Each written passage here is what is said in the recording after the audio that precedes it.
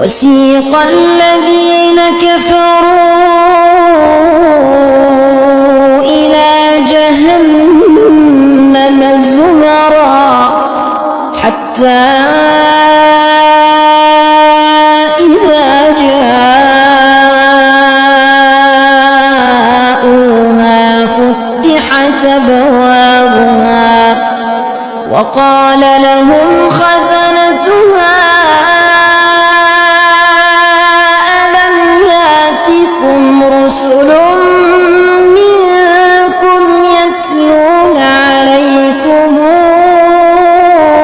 آيات ربكم